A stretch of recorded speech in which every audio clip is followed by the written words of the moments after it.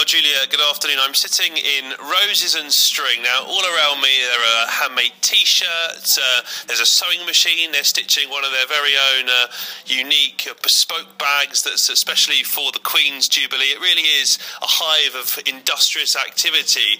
But only a few months ago, this was 8 units, all as one textile operation. The windows were all blacked out. I can tell you now, the windows are bright. People are looking in as we sit here. It's been completely transformed by funding from the Mayor's office. £500,000 as part of this scheme, and it's been given to a group called Meanwhile Spaces, who look at taking essentially disused or underused properties and turning them into business opportunities. Now, first we can speak to Jessica from Meanwhile Spaces, just to talk us through how you managed to achieve this.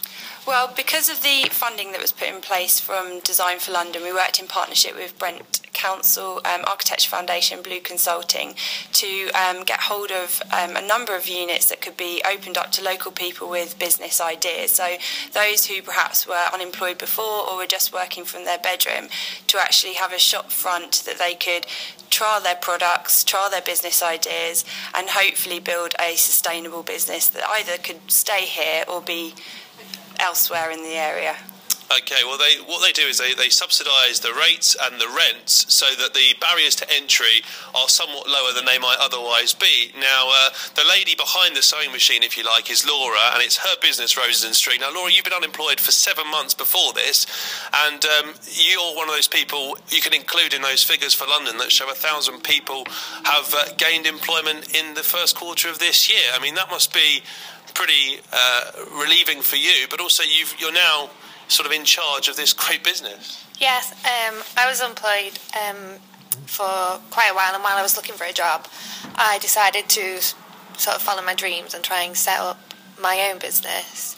And the help with the opportunity this pop-up shop's given me is to help me establish my business a bit more, set it up, trial my products, but also give me the skills and the retail experience for the future, so I can keep building on my business and hopefully build on my profits and just really use the experience, which I wouldn't be able to do without the funding.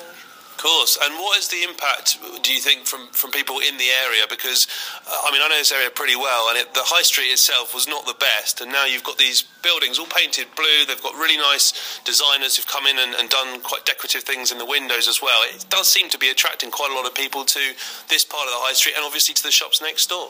Yeah, the response we've had from locals have been amazing. Both just by what we offer in the shop, just that there's something interesting going on. We run workshops, so we provide things that they can come and do in the evenings as well. And we also in our shop sell other local people's products, so we're helping their businesses through our business. So it's great. Okay, so that's Laura and Jessica. I have to say, I have been into a few of the neighbouring shops. The pet shop opposite says they get a lot of passing trade at weekends coming in as a result of this. The Mayor's office obviously say they want this to continue. They have put up a substantial amount of money. It's not just here they're doing this, it's right across London. Something like £50 million has gone into schemes like this. And obviously it does seem to be having an impact, because a lot of the people who are now working here, not just in Roses and String with Laura, but there's a mini cinema next door, there's other shops next door as well, so all contributing to certainly the local economy and the wider picture.